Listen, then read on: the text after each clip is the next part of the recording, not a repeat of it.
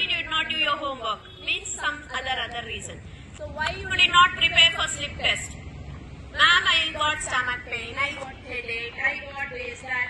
Stupid reasons she will be giving me, right? Yes? So why your notes is incomplete? Why you cannot see the board and write completely? All silly reasons she will be giving me. Not only me, for your teachers also you give. Am I right? So do you know the value of education? If you know the value of education, these things will not happen, right? So దీనికి ma'am మామూలుగా వీళ్ళందరూ ఒక్కొక్క చిన్న రీజన్లు చెప్పి చదువుని వాల్యూని తెలియకోకుండా చేస్తూ ఉంటారు. దానికి మీరు మా పిల్లలకి మీరు ఇచ్చే సలహా ఏంటి? వాళ్ళకి చిన్న పిల్లలు కాబట్టి చదువు విలువ తెలియకపోవచ్చు మేడం ఇప్పటికీ. కానీ వాళ్ళు 1 to 10th వరకు ఎంత నేర్చుకుంటారు,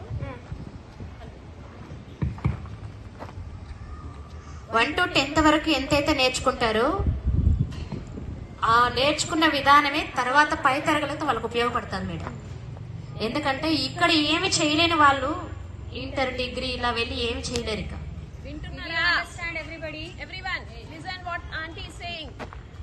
ఫస్ట్ మీరు ఎంతైతే నేర్చుకుంటారో దాన్ని బట్టే పై చదువులు చదవగలుగుతారు. కానీ ఇప్పుడు ఏముందలే చిన్న క్లాసులో ఏదైనా స్కూల్కి రాకపోవడం, ఏదైనా చిన్న వంకలు పెట్టి మానుకోవడం, ఇదే కదా. ఇది రాయకపోతే ఏమైందిలే 10th క్లాస్కి వెళ్తే కదా పబ్లిక్ ఉండేది, ఇప్పుడు కాదు కదా అనుకోవడం, ఇలా చేయడం వల్ల నష్టపోతారు చివరికి.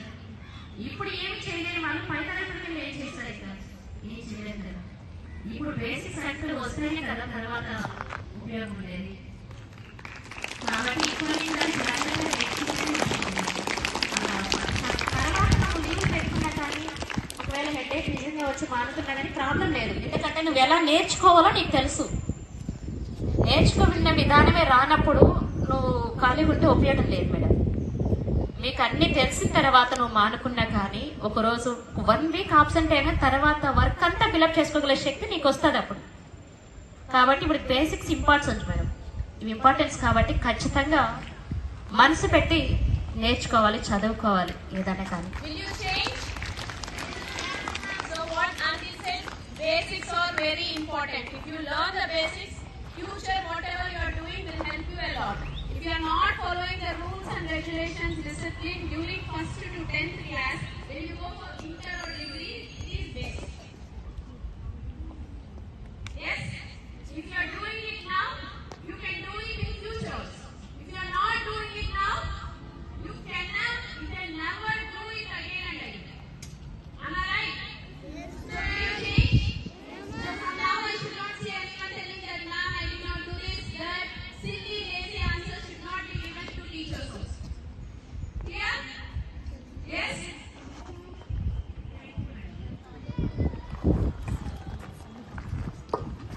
Madam,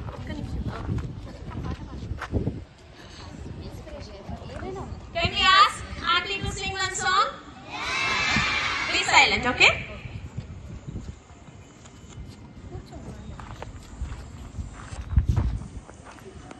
మౌనంగానే ఎదగమని మోక నీకు చెబుతుంది, ఎదిగిన కొద్దీ ఒదగమని అర్థమందులో ఉంది. అపజయాలు కలిగిన చోటే గెలుపు పిలుపు వినిపిస్తుంది, ఆకులన్నీ రాలిన చోటే కొత్త చిగురు కనిపిస్తుంది. మౌనంగానే ఎదగమని మొక్క నీకు చెబుతుంది, ఎదిగిన కొద్దీ ఒదగమని అర్థమందులో ఉంది. అపజయాలు కలిగిన చోటే గెలుపు పిలుపు వినిపిస్తుంది, ఆకులన్నీ రాలిన చోటే కొత్త చిగురు కనిపిస్తుంది. దూరం ఎంత ఉందని దిగులు పడకు నేస్తమా, దారికి చేర్చు దారులు కూడా ఉన్నాయిగా. భారం ఎంత ఉందని బాధపడకు నేస్తమా, బాధ వెంట నవ్వుల పంట ఉంటుందిగా. సాగర మదనం మొదలవగానే విషమే వచ్చింది, విసుగే చెందక కృషి చేస్తేనే అమృతమిచ్చింది. అవరోధాల దేవుళ్ళో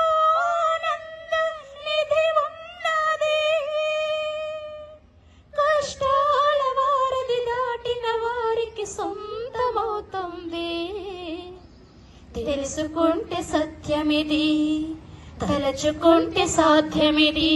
మౌనంగానే ఎదగమని మొక్క నీకు చెబుతుంది, ఎదిగిన కొద్ది ఒదగమని అర్థమంతులు ఉంది.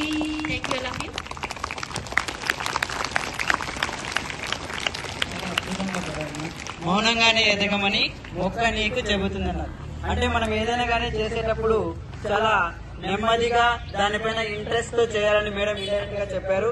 అలాగే పిల్లలు ఎప్పుడైతే హోంవర్క్ చేయలేదని స్కూల్ కు రాకపోవడం ఇలాంటి రీజన్స్ అన్ని చెప్పి చదవడాన్ని స్కిప్ చేస్తున్నారో అలా చేయకుండా మీరు ఇప్పటి నుంచే ప్రాక్టీస్ చేసి మీరు మంచిగా భవిష్యత్తులో మీ యొక్క జీవితాన్ని తీర్చిదిద్దుకోవాలని మేడం చెప్తున్నారు. కాబట్టి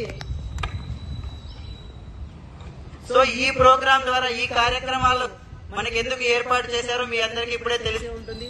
అంటే జీవితంలో ఫైనాన్షియల్ గా ఎలా ఫిట్ అయి ఉండాలి, ఆర్థికంగా ఎలా ఫిట్ అయి ఉండాలి, అలాగే డబ్బుని ఎలా మనం ఉపయోగించాలి అనే విషయాలన్నింటినీ ఈరోజు మేడం ద్వారా మనం తెలుసుకున్నాము.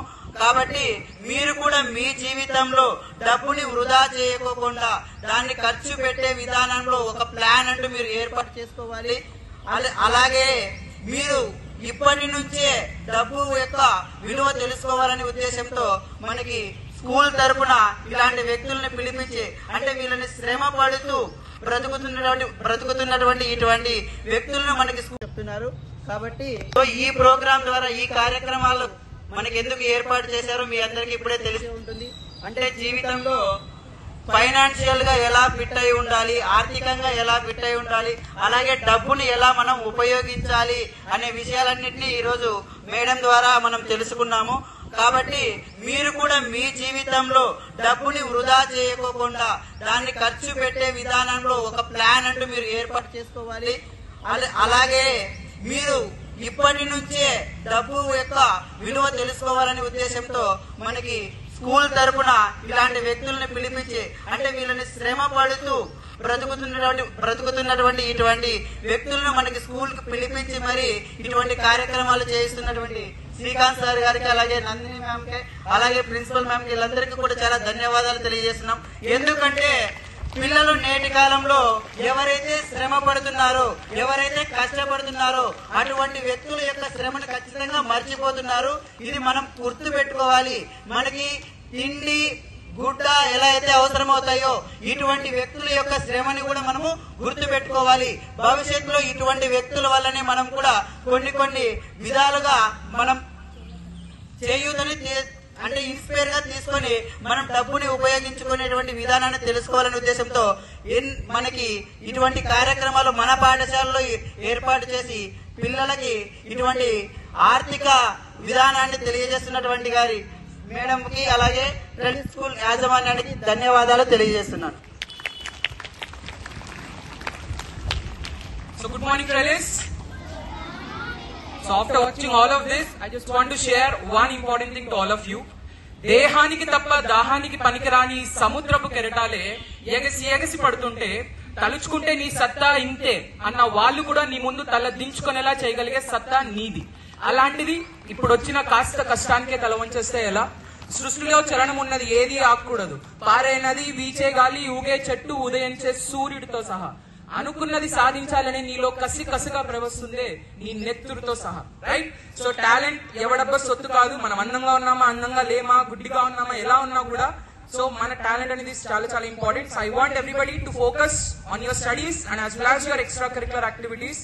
You don't know in future which one you're going to pursue. That's what. So balance everything on priority. And thank you so much. Excellent, sir. Thank you, Om Prasad sir, Sunil sir. So, ee roju meeku jarigina fifth session lo what did you understand? Value of money. Value of money. Not only value of money. Respecting people. Behavior. And lifestyle.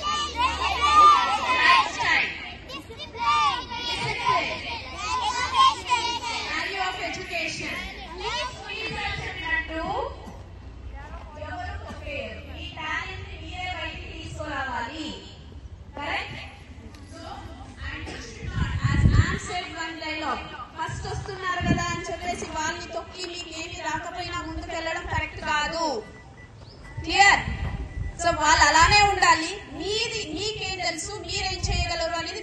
తీసుకెళ్ళాలి. Understood? So let's all stand and give a standing ovation to these two people. And wherever you see such type of people on roads or anywhere, you have to give them respect. Understand? Yes? Shall we do that? Yes. Can we all stand straight?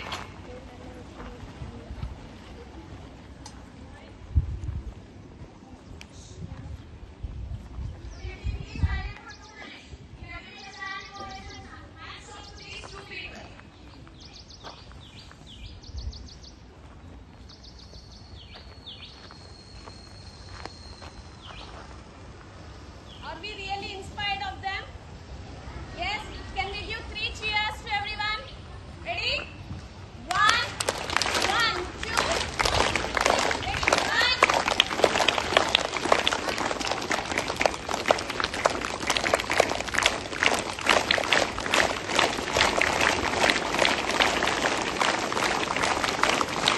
Thank you. National anthem, stand straight for national anthem.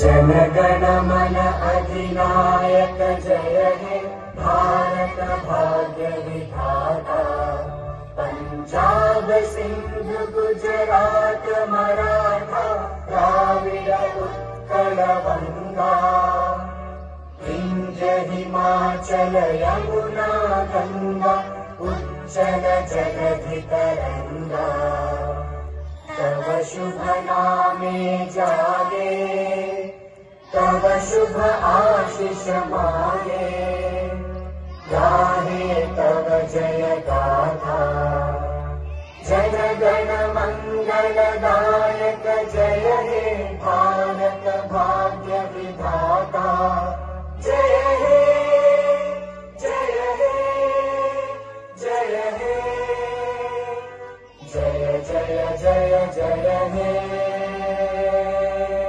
Assembly dispersed. Madam మీ పేరు? My name is Jeevamani. మీరు ఎక్కడుంటారు? Tirupati SV University. I am studying MA Women Studies, second year. So మీరు చదివేది Braille script ద్వారా చదువుతున్నారా? Yes. How many know about Braille script here? What is it, Nana? Very good. So you have in your EVS, I think, English, right? Science subject you have learned, I think second or third. Social. So the dotted line, whatever is there, the people who cannot see touches the dots and understand and read. Okay? Yes? So whoever here, Jeevamani ma'am, whoever is here, she is now what she is doing her MA. She is studying now. So which script she is taking up? Braille script. మీ ఇంట్లో ఎవరెవరు ఉంటారు? మా ఇంట్లో మా పాప, నేను, మా husband, మా చెల్లెలు ఉంటాం మేడం. ఇంకా మాతో పాటుగా పాటలు పాడేవాళ్ళు బ్లాంక్స్ ఒక 6 మెంబర్స్ దాకా ఉంటారు. మేమంతా కూడా ఇట్లా రోడ్ షో చేసుకుంటూ పాటలు పాడుతూ వచ్చే అమౌంట్ తోటే జీవనాధారాన్ని కొనసాగిస్తున్నాం అన్నమాట. అక్కడ మమ్మల్ని చూసి సార్ వారు ఇక్కడ చిల్డ్రన్స్ కి ఇంప్రెషన్ గా ఉండాలనేసి తీసుకొచ్చి చెప్పమని చెప్పారు. మీరు 6 మంది స్టేజ్ పర్ఫార్మెన్సెస్ రోడ్ మీద ఇస్తూ ఉంటారు కదా? అవును మేడం. సో మీకు ఆదాయం అనేది ఎంత వరకు వస్తుంది మేడం ప్రతిరోజు? ప్రతిరోజు చెప్పాలంటే 800, 900 అలా వస్తూ ఉంటాయి. అందులో ఆటోస్ కి, రెంట్స్ కి కానీ ఇవ్వాల్సి ఉంటుంది కదా, అవి పోను. మామూలుగా ఇల్లు గడుపుకోవడానికి 600, 700 అలా మిగులుతూ ఉంటుంది మేడం. ఇప్పుడు 6 మంది ఉంటున్నారు, 6 మెంబర్స్ ఉంటాం. 6 మెంబర్స్ 600ని షేర్ చేసుకుంటారా లేదంటే ఎలా మేడం?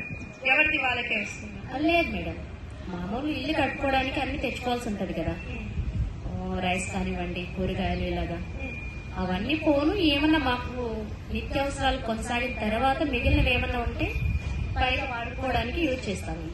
మీరు డబ్బులు మీకు వచ్చే అమౌంట్ ప్రతి రోజు వస్తుంది, దాన్ని మీరు నెలకు ఆదాయం అనేది సేవింగ్స్ ఎలా చేస్తారు? నెలకు అలా ఆదాయమైన సేవింగ్స్ అంటూ ఏం లేవు మేడం ప్రస్తుతానికైతే. అంత అమౌంట్ అయితే లేదు. మామూలుగా 6 మెంబర్స్ అంటే గడపడానికి సరిపోతా ఉంటుంది. అవును. ఇంతవరకు అట్లా సేవింగ్స్ అంటూ ఏం జరగలేదు మేడం. సో ఏ రోజైనా ఇబ్బంది పడడం గానీ, ఒక రోజు మీకు ఆదాయం ఖర్చు తక్కువ రావడం గానీ అలాంటివి ఏమైనా జరిగాయా? చాలా వచ్చాయి మేడం. సో దాన్ని మీరు ఎలా సాల్వ్ చేసుకునేవాళ్ళు?